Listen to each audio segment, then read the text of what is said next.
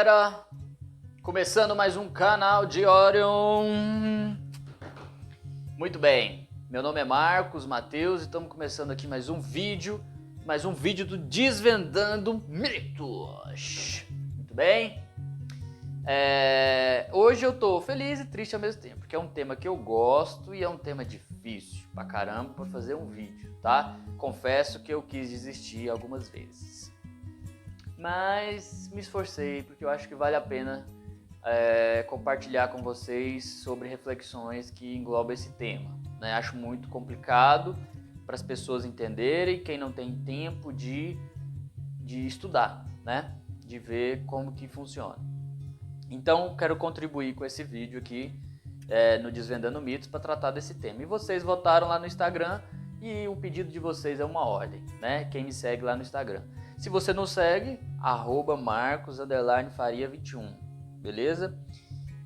Por enquanto é o Instagram que eu estou usando e é o meu mesmo, né? E nós vamos estar sempre fazendo enquetes, compartilhando algumas coisas legais lá sobre o canal, beleza? Então me segue lá. E também curta, compartilhe e comente o vídeo, galera, tá? Não esqueça, inscreva-se no canal também, é muito importante. Eu acho que tudo que eu tô fazendo aqui é também para me ter um respaldo de vocês se tá tudo indo bem, certo? Se eu tô conseguindo ser objetivo, se eu tô conseguindo alcançar de alguma forma. Então, façam esse trabalho por nós que vai ser bem legal. E eu vou agradecer muito, né? Então vamos lá. Hoje nós vamos debater aqui o globalismo. Existe globalismo? O que é o globalismo? É uma conspiração internacional? O que significa isso? Bom, eu vou tentar iniciar contextualizando o problema, né? E depois explicando os aspectos mais gerais e mais específicos do termo. Então é bem complicado. Eu confesso para vocês que eu já quis desistir, mas eu vou fazer, né? Bom, o globalismo então parece ser um termo parecido com globalização, né? De primeira mão. A gente pensa que é a mesma coisa que globalização. Outra coisa, parece que nós entendemos sobre o termo, né? Porque tem esse final do ismo, então parece que é uma ideologia global, né? Seria uma ideologia da globalização, algo imposto através da globalização. Tem a ver, né? Tem a ver com a globalização, sim. Agora, a conotação, a acepção, né, que todo mundo está usando, né, concepção de globalismo que eles estão usando, nem sempre tem a ver só com esse lado de que é uma ideologia da globalização. Não. Então existem conteúdos, existe uma semântica por trás do que é utilizado por essas pessoas, né? Hoje em dia. Então hoje em dia o termo é bem difuso e tem uma apropriação política e ideológica gigantesca, tá? E é isso que é mais complicado a gente explicar. Bom, eu quero situar vocês que o mundo inteiro conheceu uma coisa chamada globalização a partir da segunda metade do século XX, né? Alguns teóricos falam que a globalização é um processo antigo, né? Que remete lá aos os tempos de descobrimento das Américas e coisa do tipo. Podemos então situar isso perfeitamente, mas nós sabemos que a globalização só foi possível no sentido, vamos dizer assim, específico do termo, né? De algo que conecte o mundo e que diminua os espaços e que crie a aldeia global, se de fato ocorrer um avanço tecnológico significativo, tanto nos transportes, quanto na comunicação, quanto na economia, certo? E após a Segunda Guerra Mundial, nós percebemos o quê? Percebemos que a Guerra Fria começou, né, em 1945 em diante, os Estados Unidos e a União Soviética sendo as duas grandes potências, né? A partir dali sendo colocada em marcha a disputa pela ordem mundial, né? E quais seriam os encaminhamentos para a nova ordem mundial. Sabemos que os Estados Unidos permanece até hoje como o líder, né, mundial, hegemônico, e sabemos que a União Soviética veio a se desfragmentar, né, a se desarticular como União Soviética em na transição para a década de 90, né? Então tudo isso ocorreu e balançou o mundo inteiro. Mas aí o mundo, nessa mesma época da Guerra Fria, tudo estava colocado em marcha. Os avanços tecnológicos, a corrida aeroespacial e tudo isso foi cada vez mais como um processo natural conectando o mundo. Mesmo o mundo não estando tão na onda de se conectar. Vamos dizer que o mundo estava um para cá, outro para lá, né? E a Rússia, né, a União Soviética comandando o leste europeu e cada vez mais criando os seus aliados, né, e evoluindo a sua tecnologia também. E do lado de cá nós temos os Estados Unidos querendo realmente ser o encaminhamento para o Ocidente, né, ser a grande potência ocidental que iria sobreviver e que iria ditar os próximos caminhos. Bom, isso aí é uma longa história, né? Eu não vou ficar somente nisso. Bom, a partir daí, a globalização passou a ser um projeto muito mais natural, né, do que podemos imaginar. A constituição de órgãos, né, internacionais como a ONU, a implementação de consensos internacionais, como o Consenso de Washington, que estabeleceu normas neoliberais para serem implantadas em todo o mundo. E a partir daí que o globalismo também é conhecido como um braço do neoliberalismo, né? Que é o globalismo que foi instituído através dos Estados Unidos como potência hegemônica que sobrevive à Guerra Fria, né? Que sobrevive a todos os enfrentamentos e fica firme, e os Estados Unidos vai dar os encaminhamentos para a nova era mundial. Então, o globalismo seria muito mais o globalismo teria o perfil dos Estados Unidos, né? Teria o perfil de um país que ditaria os rumos da cultura, do desenvolvimento e da economia global, né? Um autor que eu vou utilizar aqui é um cara chamado Anton Giddens. E o livro dele, O Mundo em Descontrole, principalmente, tá? Que ele vai tratar da globalização e tocando nos temas do globalismo, né? Então, eu vou deixar aqui para vocês verem, né? E também vou deixar os artigos, tudo que eu utilizei, né? Eu vou citando aqui alguns trechos dos artigos e muitas vezes eu não falo, né? Mas eu retiro de artigos e eu vou deixar tudo aí para vocês conferirem. Então, o globalismo, ele foi se desmembrando e saindo dentro desse processo chamado globalização e se tornou, vamos dizer assim, a ideologia, porque esse sufixo ismo significaria a ideologia colocada em prática através da potência que guia o mundo, né, global, e que seria a potência capitalista, neoliberal, que é os Estados Unidos. Se a gente procurar num grande número de autores, sociólogos, historiadores, a gente vai encontrar essa mesma acepção de que globalismo é algo advindo do neoliberalismo, é algo sendo colocado em prática do neoliberalismo. Era uma palavra, então, que já tinha uma definição e já tinha vamos dizer assim, uma aplicabilidade, uma operacionalidade, e agora eles mudaram tranquilo, né? Hoje nós vemos o chanceler brasileiro, ministro das Relações Exteriores, usando esse termo de... Doesn't seem like a climate catastrophe to me, at least. But from the debate that's going on, it would seem that the world is ending. And that's the whole point of climatism. The whole point of climatism is ending normal political democratic debate. The conveyors of that ideology want to create a moral equivalent of war in order to impose policies and restrictions that run counter to fundamental liberties. Brazil is not burning the forest.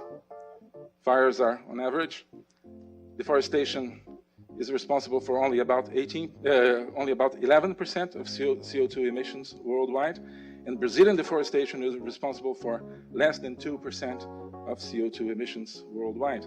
So even if you assume that CO2 emissions directly control temperature, which the computer models don't show, Brazil is not the culprit. And even if CO2 directly control emissions there doesn't seem to be a climate crisis, not according to the IPCC report. The system shows the picture of a forest on fire, a picture from 20 years ago, but pretends it is Brazil today.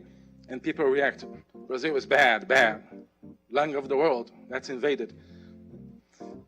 And today, because of the way they use climatism as their main fighting instrument, the Amazon is ground zero of the fight against globalism and for the recovery of the human being in its fullness. Thank you very much. Outra forma, ele utiliza globalismo para se referir a um processo de domínio que está sendo colocado em prática, que vem sendo colocado em prática por, vamos dizer, por mentes, né, por grandes empresários, por grandes potências esquerdistas, né, marxistas, ligadas a uma teoria gramsciana, né, do marxismo cultural.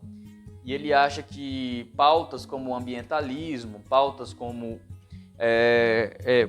vamos dizer assim, como o clima, né, o ambientalismo como o clima, como reuniões que debatem o clima, como o querer falar que o nazismo era de esquerda, né, como ele fala. Então essa grande distorção que eles criam é para querer dizer que existe um processo da esquerda dominar o mundo, né? E eles colocam o nome disso de globalismo. Então assim, você percebe que o globalismo se tornou vamos dizer, um conceito coringa, né? É um conceito que é usado tanto foi usado tanto pelos grupos, né? Pelos intelectuais, se referindo a uma direita, a um capitalismo neoliberal, e tanto agora os próprios direitistas estão usando para falar contra os esquerdistas, falar que é uma prática colocada, né? É um processo sendo colocado em prática de domínio global, né, dos esquerdistas. Então você percebe que o negócio é complicadíssimo, porque você entra num disse-me-disse e acaba que você já acaba se perdendo entre essa quantidade de retóricas, né? Mas o que sobra para nós é o que tem de fato, né? Então, se nós analisarmos rapidamente e a gente perceber que o que sobra é que os Estados Unidos é o país que deu início aos processos de globalização, de conexão do mundo, de implementação de uma cultura mundial, né? De uma ocidentalização, né? Como se fosse uma ideia agora que o Ocidente ele tem uma característica forte que é ser parecido com os Estados Unidos. Então, se a gente pensar tudo isso, você vai ver que os Estados Unidos não é... que o globalismo não é algo ligado à esquerda, senão nós estaríamos debatendo que nossa cultura era uma cultura extremamente já moldada aos moldes marxistas ou esquerdistas, e não é, né? Então, nesse aspecto político, o que sobressaiu, nesse aspecto político-econômico, o que sobressaiu foi o capitalismo, e hoje nós vivemos dentro de um modelo capitalista e as pessoas vivem no consumismo, é a lógica, né? E a nossa cultura é baseada nesse estilo de vida. Então, por isso que eu acho que a tentativa deles falar do globalismo, como um artigo que eu vou deixar para vocês aí, da BBC, e o outro artigo também, né, encontrado, outros artigos também, né, que tratam da mesma coisa, eles vão falar que esse é um conceito, né? Esse conceito de globalismo seria o melhor conceito para ser utilizado, né? É a munição ideal para o século XXI, perfeito para as redes sociais. No mundo do Twitter é ideal, é a palavra rápida e que traz a ilusão para as pessoas de que elas estão entendendo do que está sendo falado. Então, quando ele fala, é culpa desse globalismo que coloca em prática um processo de retirada da soberania do nosso povo, né? Então, tanto Donald Trump pode usar isso no discurso, como chanceler brasileiro, como um líder da jihad, né, lá no Oriente Médio, né? Alguém que quer colocar uma guerra fundamentalista em pauta, né? Algum fundamentalista respect the rights of their neighbors, and defend the interests of their people. They can better work together to secure the blessings of safety, prosperity, and peace. Each of us here today is the emissary of a distinct culture, a rich history, and a people bound together by ties of memory, tradition, and the values that make our homelands like nowhere else on earth.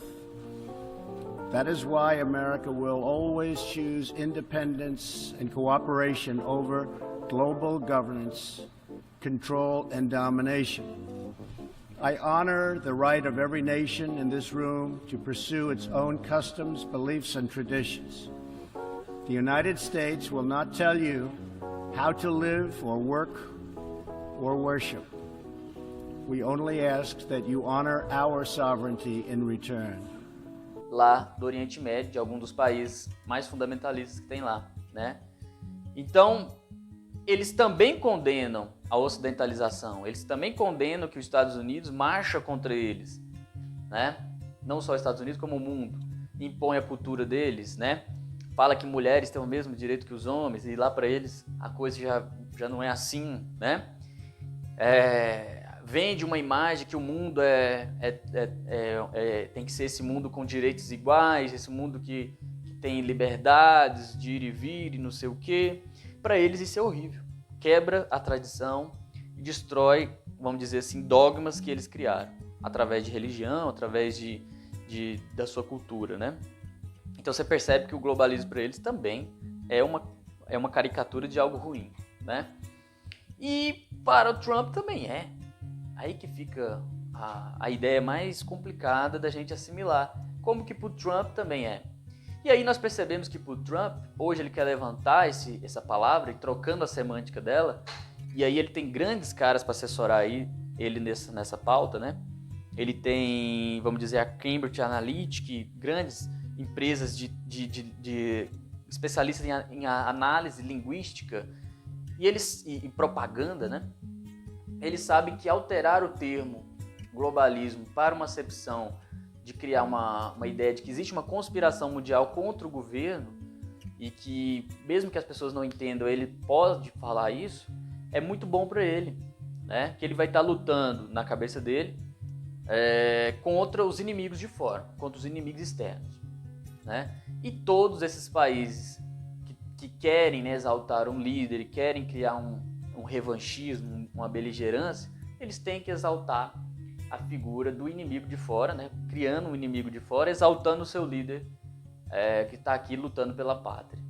Então você percebe que se as ideias da globalização, do globalismo, né, seriam ideias de umas cosmopolitas, né, seriam ideias de cidadãos do mundo, cidadão cada vez mais desprendido de sua nação, mas em prol dos ideais racionalizantes da civilização, aí você destrói a figura desse líder, né? E o grande medo deles, como cita o Giddens nesse livro, que eu coloquei para vocês, é de que eles percam o poder do Estado-nação, né? De que o Estado-nação passa a ser um fantoche na mão das instituições internacionais, né? Isso era um medo também de grandes teóricos, por exemplo, Celso Furtado. Ele sabia que a globalização traria benefícios, mas ele também sabia dos malefícios que advinha disso, né? Como o subdesenvolvimento que o Brasil foi colocado, né? E essa condição de subdesenvolvido nunca foi superada de certa forma, porque não seria do interesse global fazer com que nações se tornassem desenvolvidas para competir no mercado, né? E aí o Celso Furtado analisa do ponto de vista mais econômico, mas via também com certo ressentimento, mas sabia que era necessário um processo de interconexão do mundo para que fosse possível o mundo se autorregular agora, né? Todo mundo que viu o processo de globalização não teria como ser contra um processo natural que o ser humano colocou em prática, que é cada vez mais se conectar, que é cada vez mais estar compartilhando a sua cultura, né? Porque também temos que lembrar que não é só uma questão econômica que está em jogo, mas é mais uma questão cultural. E nesse ponto eu concordo com o Giddens, né? Então, quando nós estamos debatendo a globalização ou o globalismo, estamos debatendo que a cultura mundial, né, as práticas culturais e os direitos humanos internacionais, os consensos internacionais, eles influenciam o mundo inteiro. Então existem países que não gostariam de ter essa influência porque gostariam de manter práticas arcaicas, práticas antigas, né? Um dos exemplos é o direito das mulheres, como uma grande pauta hoje mundial, né? E as mulheres ganham seus direitos, estão lutando, estão de igual para igual, no grau de igualdade hoje com os homens. É impensável retroceder, né? Então, isso hoje foi possível e isso choca em vários lugares, em vários países, né? O Brasil também é um país machista nesse sentido e está demorando, né? Está demorando a entender esse processo. Então, você vê que esse processo é um processo que coloca em xeque grandes sentimentos, tradições, né? Que as pessoas têm dificuldade de assimilar. E os grandes líderes usam isso a favor deles. Então, um chanceler como o brasileiro aqui, né, Ernesto Araújo, quando ele fala de globalismo, ele está querendo falar que caras como George Soros está investindo na esquerda, no movimento esquerdista, para dominar as pautas e assim dominar a juventude, né? Que caras como Mark Zuckerberg, dono do Facebook, também está fazendo a mesma coisa, né? Eles acreditam nisso, mas eles acreditam para fazer o jogo da confusão, galera. É confundir, né? Eles querem confundir as pessoas para que ninguém entenda mesmo do que se trata esse debate e o debate ficar só entre os letrados e o povo. O que o cara falar, o povo acredita. A tendência da população é sempre acreditar no que um líder está falando, né? Nunca é duvidar assim, será que esse cara está falando que é verdade? Não é possível, né? E hoje em dia, se a gente vê um líder conversando na televisão, você tem mais que duvidar do que ele está falando do que acreditar. Porque é difícil hoje você ver alguém que realmente está comprometido com a verdade, né? Porque, ainda mais na política, isso é algo raro, né? E eles fazem muito mais o jogo do combate através da linguagem, né? A guerra linguística, a guerra de narrativas e deixa o povo se virar para entender o que é isso, né? Bom, então o que eu vou deixar para vocês aí são alguns artigos, né? E eu queria só complementar aqui, só para deixar claro, né? Que o globalismo é uma pauta gigantesca para a gente debater nesse vídeo, né? E com certeza eu não toquei em vários pontos que eu gostaria de ter tocado, mas corri o risco do vídeo ficar extremamente longo, extremamente chato, né? Então eu vou deixar vocês só com algumas análises aí para vocês pensarem sobre isso, né? Sobre como esse globalismo atinge a nossa vida hoje, no sentido que eles estão utilizando a palavra globalismo, mas a globalização em si, ela é um processo natural que o ser humano não vai ter como ir contra ele. Seria como ir contra a nossa evolução, né? Lógico, nós temos que cada vez mais vigiar as nossas instituições para que não deixe também que instituições de fora possam vir e mandar e desmandar dentro do seu Estado-nação. Isso é óbvio, né? Nós já tivemos alguns problemas assim. Mas um processo de mundialização, um processo de globalização, como é colocado, nós temos em mente o que hoje já não tem como retroceder, né? Nós já experimentamos o momento em que o mundo inteiro hoje compartilha culturas, compartilha crenças, né? E pretende ser, vamos dizer assim, um grande mundo, né? Com um governo, vamos dizer assim, com uma governança, como um consenso de governamental mundial. E isso assusta muito a mente de quem é tradicional, né? Da direita tradicional, da direita mais conservadora. Assusta também quem não imagina algo do tipo, né? Assusta quem não imagina que o mundo poderá ser assim. Mas é uma questão que nós temos que construir, né? Temos que construir, nós vamos ter que utilizar desses meios. Mas nós sabemos que isso gera muita intriga e muita guerra, né? Só de ser colocado em prática depois da Segunda Guerra Mundial, esse processo de globalização e de que os Estados Unidos é o chefe e que desencadeou um monte de guerras no Oriente Médio, um monte de conflitos no mundo inteiro, advindo já de um choque entre culturas, né? Um choque de civilização, como diz o Samuel Huntington, né?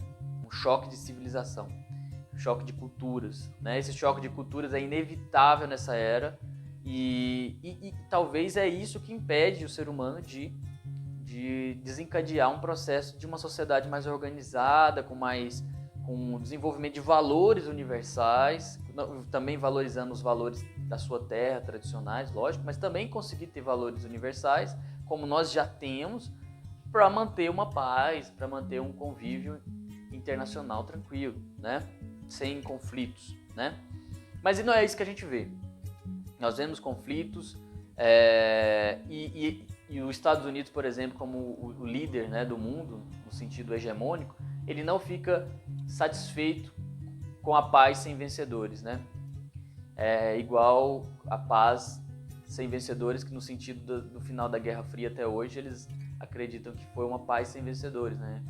Não ganharam a guerra formalmente e até hoje o comunismo, vamos dizer assim, para eles é uma ameaça, entre aspas, ou outras, né, outro lado ideológico que poderia colocar em xeque o capitalismo, e eles queriam ter combatido esse outro lado, né? E eles não podem combater porque existe consensos, existem leis, existem organizações que garantem o direito de países ter a sua prática da forma que quiser. E também, quando a gente vê que as coisas não funcionam no diálogo, os países dialogam na forma da força também, né? Ah, então você vai querer me atacar? Eu tenho uma bomba nuclear aqui, eu jogo aí em você também, né? Bom, então esse é uma problemática. Eu levantei o problema para vocês, espero que vocês tenham gostado, né? Tenham entendido um pouco. Posso tentar fazer um vídeo diferente sobre esse tema depois, que é bem complicado. Não esqueçam aí de se inscrever, compartilhar e curtir. E fico por aqui, beleza? Até no próximo.